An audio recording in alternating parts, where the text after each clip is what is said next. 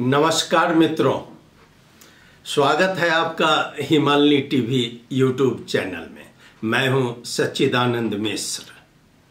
मित्रों, आज मैं चर्चा करने जा रहा हूं अपने देश के बारे में कि नेपाल में हिंदू धर्म पर क्यों आंख लग रहा है विदेशियों को।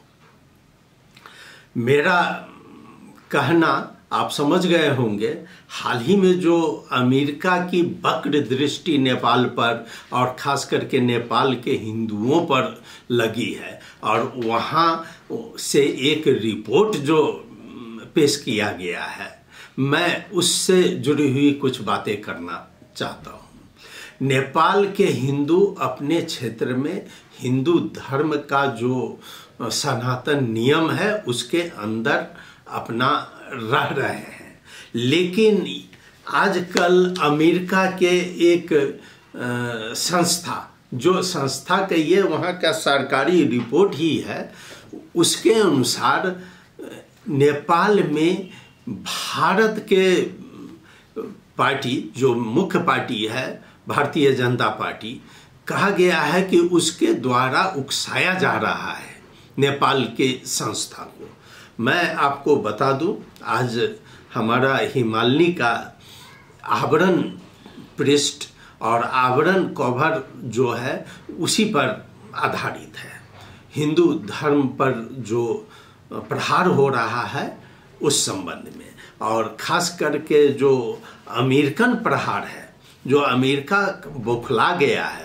अमेरिका क्या किया है कि कुछ अपने सांसद को उसको ड्यूटी दे दिया है कि तुम भारत के खिलाफ प्रचार करो। खास करके उसका निशाना भारत है, लेकिन भारत से वो सीधा दुश्मनी नहीं ले सकता है। मैं बता दूं, भारत अब इतना शक्तिशाली हो गया है जो उसके सामने खुलकर अमेरिका विरोध करने की स्थिति में नहीं है। और उसकी बौखलाहट क्यों है सो मैं बताता हूं आपको कि भारत अभी रशिया और यूक्रेन के युद्ध में जो उसकी भूमिका रही है उससे अमेरिका खुश नहीं है। यानी कि अमेरिका एक प्रकार से फेल्योर की दृष्टि में आ रहा है यूक्रेन में। और भारत की स्थिति क्या है कि भारत रूस से कच्चा तेल खरीद रहा है जो कि अमेरिका को पच नहीं रहा है। एक डाटा के अनुसार अभी भारत 33% ऑयल रशिया से खरीद रहा है। अब इतना ऑयल खरीदना ये अमेरिका को पच नहीं रहा है। अमेरिका विरोध करे तो कैसे करे इसका, तो उसने बहुत सारा उपाय निकाल रखा है। उस अपने मेंबर ऑफ पार्लियामेंट को और वहाँ की संस्था को वो कुछ काम दे दिया है। तो केवल ये लिया है कि वहाँ की मुख्य पार्टी बीजेपी हिंदू धर्म का प्रचार करवा रही है, और उसने भारत को तो कम किया है, उसने नेपाल को अपना अड्डा बनाया है।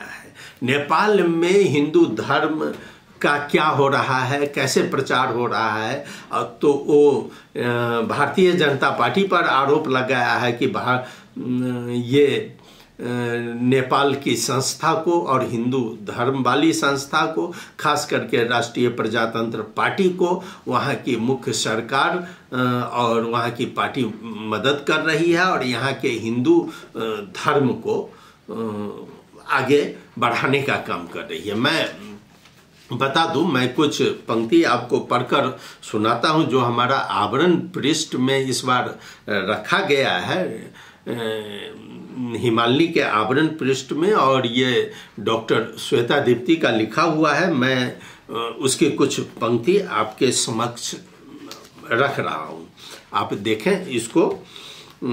लिखा गया है कि कुछ संस्थाएं जो नेपाल की खोई हुई प्रतिष्ठा को वापस लाने के लिए प्रयत्नशील है, जिसे अमेरिका नहीं पा रहा है, क्योंकि अमेरिका ने दावा किया है कि भारत की सत्तारूढ़ भारतीय जनता पार्टी से संबंध रखने वाले धार्मिक समूह नेपाल में हिंदू राष्ट्र के पक्ष में बोलने के लिए प्रभावशाली राजनीतिक दल के नेताओं को भुगतान कर रहे हैं।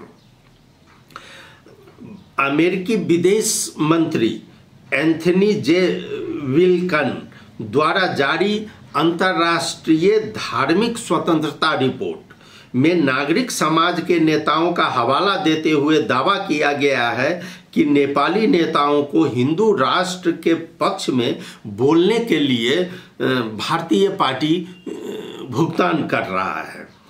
दावा किया गया है कि यह रिपोर्ट कई शोध के पश्चात तैयार किए गए हैं। हम अपने आसपास रोज धर्मांतरण की प्रक्रिया देखते हैं, किंतु उन्हें साफ यह दिखाई दे रहा है कि नेपाल में ईसाइयों के प्रति सख्ती बरती जा रही है। ये हमारी ओर से लिखी गई है इस रिपोर्ट के बारे में। रिपोर्ट में नेपाल में विभिन्न धर्मों को पालन करने वाली जनसंख्या, विभिन्न धर्मों के प्रति सरकार के व्यवहार और कानूनी स्थिति पर चर्चा की गई है। इसी तरह धार्मिक स्वतंत्रता के लिए सामाजिक सम्मान की स्थिति और अमेरिकी सरकार की भूमिका पर विस्तार से चर्चा की गई है, जिसमें धार्मिक स्वतंत्रता का हनन करने वाली घटनाओं का विवरण भी रखा गया है। उल्लेखनीय है कि काठमांडू में अमेरिकी दूतावास ने सरकारी अधिकारियों, धार्मिक समूहों, गैर सरकारी संगठनों, पत्रकारों, मानव अधिकार कार्यकर्ताओं, शिक्षाविदों, मीडिया, अन्य स्रोतों से मिली जानकारी के आधार पर यह रिपोर्ट का प्रारंभिक मसौदा तैयार किया है। और ये प्रारंभिक मसौदा में ही ये पूरी बातें रखी गई है, खास करके हिंदू धर्म पर।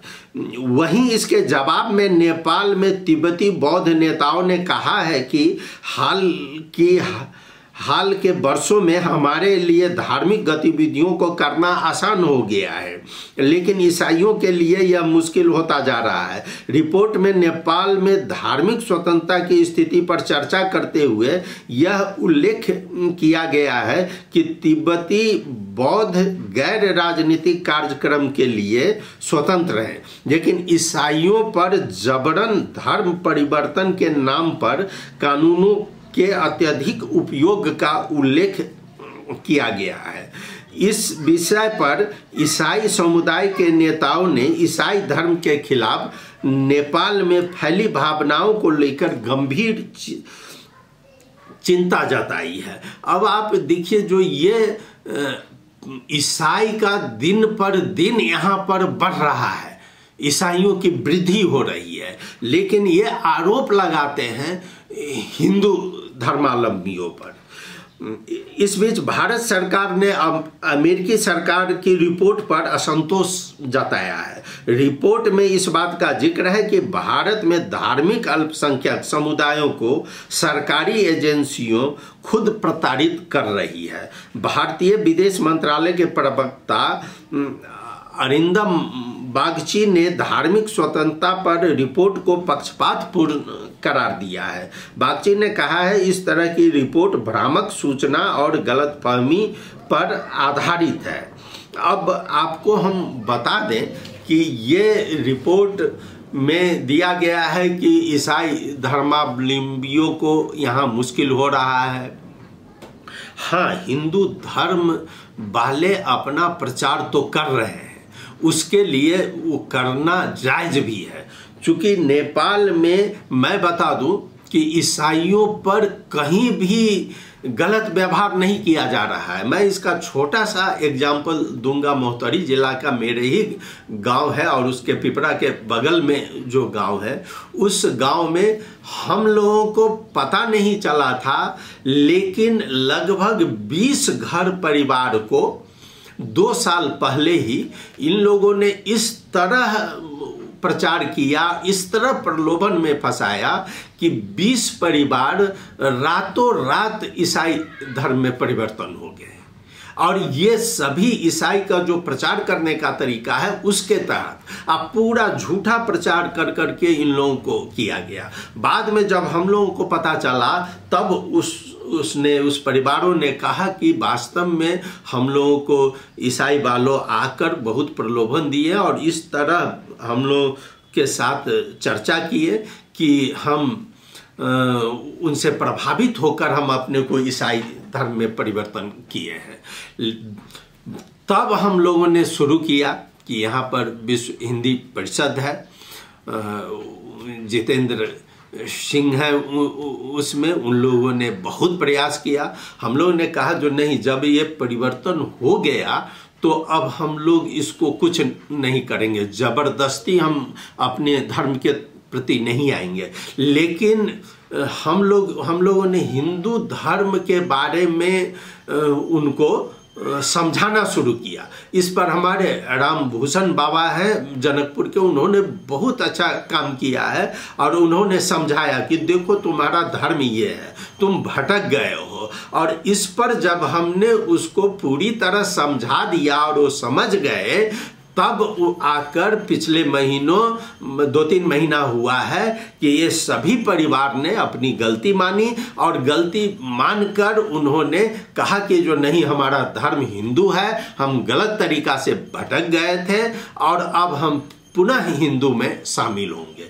तो हम लोगों ने जो हिंदू धर्म की संस्था है वो इस तरह प्रचार करके, इस तरह समझा करके उसको बताया जाता है और तब उसको हिंदू धर्म का ज्ञान मिलता है और हिंदू धर्म के प्रति लोग आकर्षित होते हैं। जो जन्म से हिंदू है उनको जो प्रलोभन के कारण बन जाते हैं, ईसाई बन जाते हैं, चाहे और धर्म में चले जाते हैं, उनके लिए तो उस पर ये अमेरिकन संस्था, यहाँ अमेरिकन लॉबी है। एक लॉबी केवल अमेरिकन एम्बेसी के थ्रू नहीं, यहाँ अमेरिकन ऐसा एजेंसी है जिस एजेंसी को बहुत काफ़ी पहले से भुगतान कर रही है अमेरिका से स्वतः है कि डॉलर आता है, उस डॉलर के चंगुल में पड़ के यहाँ के कुछ नेता और यहाँ के कुछ बुद्धिजीवी भी लगे हुए हैं जो कि अमेरिकन डॉलर दिखाकर ईसाइयों को बढ़ावा देते हैं और उनका कहा जाता है कि वो हिंदुओं को, केवल हिंदू को ईसाई में परिणत करवाते हैं। मैं आपको बता दूं कि ये हमारा हिंदू धर्म, ये इस पर लिखा गया है और इस पर काफ़ी चर्चाएं की गई हैं। हिंदू धर्म और वैदिक संस्कृति ही नेपाल की पहचान है, ये बताया गया है। ये केवल अमेरिकन एजेंसी द्वारा किया गया है, ऐसी बात नहीं है। आइए इस बीच में जो हमारा आवरण मुख्य केंद्रित है वो यहाँ के हमारे कम्युनिस्ट पार्टी के बड़े नेता हैं, उस पर केंद्रित किया गया है। मैं उससे पहले ये जो लिखी गई है हिंदू धर्म और वैदिक संस्कृति ही नेपाल की पहचान है, उसमें धर्म का के बारे में कहा गया है। मैं वो भी आपको बता दूं।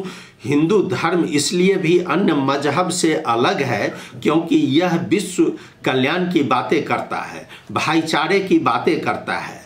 अन्य किसी भी धर्म को मानने वालों के लिए यहाँ क्रोध नहीं है बल्कि सम्मान है, जबकि इस्लाम को मानने वाला इस्लाम के अलावा दूसरे को काफिर मानता है और उसे स्पष्ट तौर पर खत्म करने का आदेश देता है। उसी तरह ईसाई धर्म वाला दूसरे धर्म को मानने वालों को शैतान का दर्जा देता है। जब तक आप ईसाई नहीं बन जाते आप उनके मित्र नहीं बन सकते, वे किसी और को अपना नहीं देख सकते। ये हमारे आवरण पृष्ठ के मुख्य कवरेज है डॉक्टर श्वेता दीप्ति द्वारा। और मैं अभी आपको जो ओली साहब इस बीच में बोले हैं उसके बारे में जो यहाँ लिखी गई है, मैं उस पर उसकी कुछ पंक्तियाँ आपके समक्ष रख रहा हूँ। जी हाँ, हिंदू धर्म और वैदिक संस्कृति ही नेपाल की पहचान है। अब इसे हिंदू राज्य कहें या न कहें यह अलग बात है। देश के पूर्व प्रधानमंत्री केपी शर्मा ओली ने नेकपा एमाले के 5वीं कमेटी की बैठक में, ये मुख्य बैठक थी, उस बैठक में अपने नेताओं को यह कहकर खबरदार किया है कि जो यह कह रहे हैं कि नेपाल हिंदू राज्य बन सकता है, उनके पीछे न जाएं। उन्होंने अपने कार्यकर्ताओं को कहा है कि आप इस हिंदू राज्य के पीछे मत पड़िए, क्योंकि उनका कहना है कि अब नेपाल कभी हिंदू राज्य नहीं बन सकता है। ये ओली साहब का दावा है। ओली साहब ने कहा है कि अस्वाभाविक कहीं से भी नहीं है, क्योंकि इन्हीं नेताओं के प्रश्रय में नेपाल ने अपनी पहचान, अपनी संस्कृति, विरासत खो दी है। ये इन्हीं लोगों के कारण है। मजे की बात तो यह है कि अपनी संस्कृति और पहचान खोने के बाद भी शायद हमें इसका तनिक भी मलाल नहीं है, क्योंकि इसके खिलाफ न तो कोई आवाज उठी और न ही कोई विद्रोह हुआ। किंतु ओली साहब के वक्तव्य से एक बात तो जाहिर होती है कि यह आग कहीं न कहीं दबी हुई जरूर है, जो समय का इंतजार है और समय पाकर यह जरूर सुलगेगी। इन नेताओं को थोड़ा ही सही किंतु चिंतित अवश्य कर रहा है। ऐसे में स्वाभाविक सी बात है कि नेतागण तुष्टीकरण की राजनीति तो अवश्य करेंगे, क्योंकि उन्हें देश से अधिक वोट बैंक की चिंता होती है। इसी वक्तव्य के साथ ही ओली साहब ने भारत का हवाला देते हुए कहा, अब ये देखिए गौर करने की बात है कि ओली साहब ये क्या कह रहे हैं यहाँ। हिंदुस्तान के नाम में ही हिंदू है, फिर भी भारत हिंदू राष्ट्र नहीं है बल्कि धर्मनिरपेक्ष राष्ट्र है। उनका यह कथन भी बिल्कुल सही है ओली साहब का। पर यहाँ एक बात शायद वो भूल गए कि नेपाल कभी गुलाम नहीं रहा। नेपाल में कभी विदेशियों का आक्रमण नहीं हुआ, ना ही यहाँ किसी अन्य समुदाय ने राज्य किया। इसलिए इसकी हिंदू राष्ट्र की पहचान अक्षुण्ण थी, जबकि इसके विपरीत भारत और आतातियों ने सदियों से लगातार, इसका मानना है कि भारत पर आतातियों ने सदियों से लगातार आक्रमण किए, उस पर राज किया, वहाँ के मंदिरों को लूटा तोड़ा और अपने धर्म को थोपा, जिसकी वजह से भारत की मूल आत्मा ही मर गई। ये लेखक का कहना है। लंबे समय तक अंग्रेजों की गुलामी ने स्वतंत्रता के बाद भी गुलाम मानसिकता से उन्हें आज़ाद नहीं होने दिया, और यही उनके धर्म निरपेक्ष होने की नींव बनी। और यहाँ यह भी नहीं भूलना चाहिए कि धर्म की वजह से ही भारत का विभाजन भी हुआ। आज़ादी के बाद अल्पसंख्यकों के नाम पर तुष्टीकरण की रणनीति ने देश की दशा ही बदल दी, जिसका खामियाजा भारत को आज भुगतना पड़ रहा है।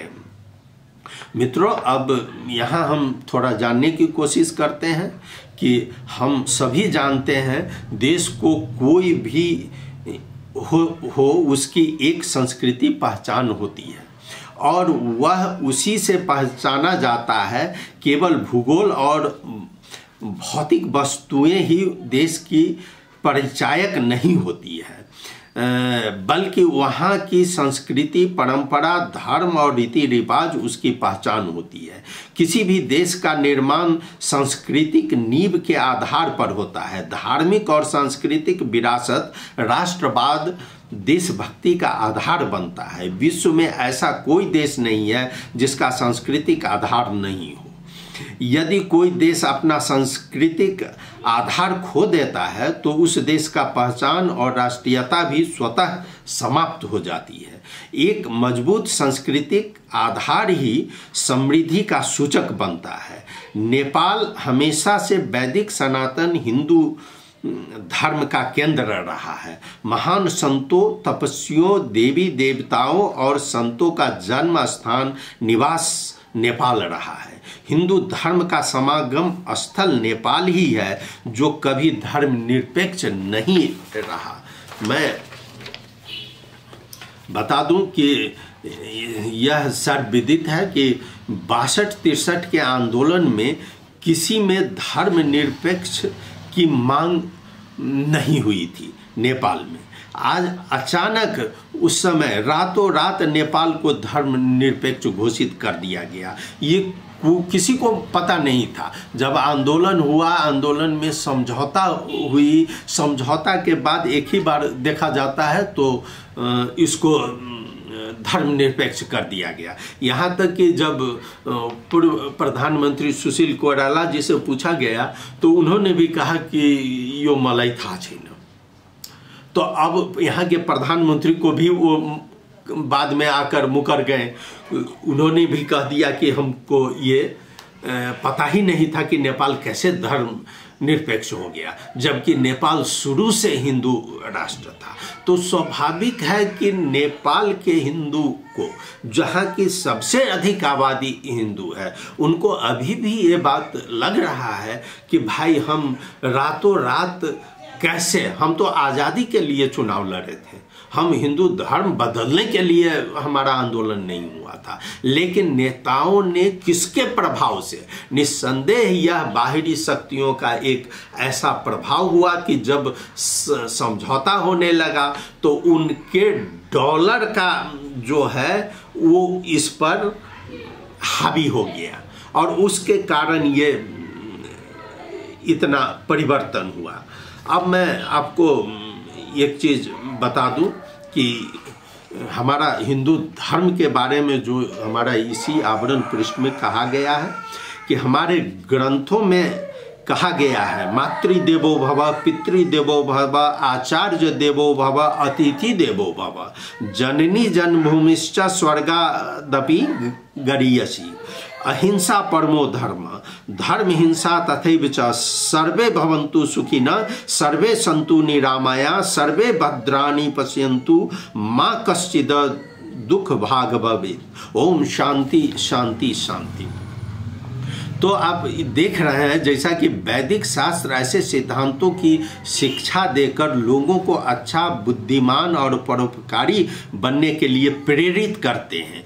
धर्म ही सिखाता है कि चोरी नहीं करनी चाहिए, पशु हिंसा नहीं करनी चाहिए, माता पिता का आदर करना चाहिए और देश व राष्ट्र के प्रति अपने कर्तव्य का पालन करना चाहिए, विवेकपूर्ण, देशभक्त और स्वाभिमानी बनना चाहिए। नेपाल का इतिहास गवाह है कि देश पर मिटने वाले धर्म से प्रेरित होकर ही देश के लिए अपनी जान दे दी है। यहाँ तक कि राजा पृथ्वी नारायण शाह को राज्य एकीकरण की प्रेरणा भी धर्म से ही प्राप्त हुई थी। उनका मुख्य उद्देश्य धर्म राज्य की स्थापना था। राजा युद्ध से पहले शक्ति पीठों में पूजा और मन्नतें किया करते थे। युद्ध जीतने के बाद मंदिरों, शिवालयों और शक्ति पीठों का निर्माण करवाया करते थे। धर्म में न्याय, अधर्म में अन्याय। आज यह परिभाषा बदल गई है। आपको मैं इस पर बताता हूं कि नेपाल को केवल इस आधार पर हिंदू राज्य नहीं होना चाहिए कि नेपाल में हिंदू आबादी अधिक है, बल्कि इसलिए होना चाहिए कि हिंदू धर्म नेपाल की राष्ट्रीय पहचान है। नेपाल लाखों हिंदुओं का आस्था का केंद्र है। यह दुनिया भर के हिंदुओं द्वारा पूजा की जाने वाली एक पवित्र जगह है। जैसे जेरूसलम इजराइल इब्राहिमी धर्म को मानने वालों के लिए पवित्र भूमि है, वैसे ही नेपाल ओंकार परिवार के सभी हिंदुओं के लिए आस्था का केंद्र है। इसकी सांस्कृतिक पहचान और वैदिक पहचान को बनाए रखना ये हमारा कर्तव्य है। मैं इसी चीज को याद दिलाना चाहता हूं और ऐसा बहुत तथ्य है, जो तथ्य बताता है कि विश्व में अधिकांश देश किसी न किसी धर्म के द्वारा ही पहचाना जा रहा है। यहूदियों की संख्या बहुत कम है, किंतु उनका भी अपना देश है इजराइल। बौद्धों के लिए 6-7 देश है, मुस्लिमों के लिए 55 से अधिक देश है, ईसाइयों के तो 80 से भी अधिक देश है। किंतु विडंबना देखिए कि विश्व की कुल जनसंख्या के 15% अवलंबन करने वाले तीसरा बड़ा हिंदू धर्म के लिए विश्व में एक भी देश नहीं है। क्या यह असहनीय है? जब नेपाल हिंदू राज्य था तो विश्व में नेपाल को हिंदू आस्था के केंद्र के रूप में देखा जाता था, किंतु डॉलर की चमक ने नेपाल की प्रतिष्ठा और पहचान को दलदल में धकेल दिया। मैं यहाँ पर एक स्मरण करना चाहूँगा, अभी उत्तर प्रदेश के मुख्यमंत्री हैं योगी साहब, और इनके गुरु महाराज थे महंत अवैधनाथ। नेपाल में जब हिंदू सम्मेलन, अंतर्राष्ट्रीय हिंदू सम्मेलन का आयोजन किया गया तो श्री अवैधनाथ जी ने उसी समय, आज से करीब मैं समझता हूँ 40 वर्ष पहले, यहाँ राष्ट्रीय सभागृह में उन्होंने स्पष्ट रूप से मांग किया था। उस समय तो भारतीय जनता पार्टी की भी सरकार नहीं थी, भारत में तो ऐसी सरकार थी जो हिंदू धर्म को देखना ही नहीं चाहता था, धर्मनिरपेक्ष का नारा लगाता था। तो उस समय श्री अवैधनाथ जी उसी समय यह मांग की थी कि जब एक मुस्लिम का कहीं पर मृत्यु होती है तो उसके लिए आवाज उठाने वाले 50 से भी अधिक देश हैं, और सभी देश से आवाज उठने लगती है उस देश पर कि उसका एक मुस्लिम मारा गया वहाँ। वहीं पर एक ईसाई का कहीं कुछ हो जाता है, अगर एक थप्पड़ भी लगा दिया तो 70-80 देश एक ही बार बौखला जाते हैं और बड़बड़ाने लगते हैं कि एक ईसाई को थप्पड़ लग गई। लेकिन जब हमारे हिंदू को कत्ल कर दिया जाता है, हिंदू को मिट्टी में मिला दिया जाता है, तो उसके लिए बोलने वाला विश्व में एक भी देश नहीं है। आज हिंदुओं के सामने यह बहुत बड़ी चुनौती है कि कम से कम नेपाल एक हिंदू राज्य था, उसको कुछ लोगों ने रातों रात हिंदू धर्म छीन लिया, हटा दिया। लेकिन आज वह हिंदू धर्म की आवाज है जो लोगों को आकर्षित कर रहा है और लोगों को अपने दिशा निर्देश कर रहा है कि तुम पहचानो कि तुम्हारा धर्म हिंदू है। मित्रों, इसमें भारत की बीजेपी पार्टी क्या पैसा देगी? वो पैसा पर जो टिका हुआ है और पैसा पर जो रातों रात बनता है, उन लोगों को लग रहा है कि हिंदू धर्म के लिए पैसा दिया जा रहा है, जबकि हिंदू धर्म को पैसे की जरूरत नहीं है। ये हिंदू धर्म अपने आप निकलती है, इसका वेद से आया हुआ है, इसके साथ इतने ग्रंथ हैं जो लोगों को पढ़ने के लिए दिशा निर्देश करता है और लोगों से आह्वान करता है कि तुम ये कहो कि तुम हिंदू हो, तुम्हारा रास्ता हिंदू है। मित्रों, मैंने आज आपके समक्ष कुछ बातें रखी, आपको कैसा लगा? आप जरूर अपनी प्रतिक्रिया व्यक्त करें, आपकी प्रतिक्रिया का हम इंतज़ार करेंगे। हमारा YouTube चैनल सब्सक्राइब करना नहीं भूलें। हम नेपाल से हिमालनी टीवी YouTube चैनल निकाल रहे हैं, बीच बीच में हम ज़रूरत जो ज़रूरी है ऐसा वीडियो हम रख रहे हैं। हम आपसे उम्मीद करते हैं कि ज़रूर लाइक सब्सक्राइब करना नहीं भूलें। आपने सुना, इसके लिए बहुत बहुत धन्यवाद।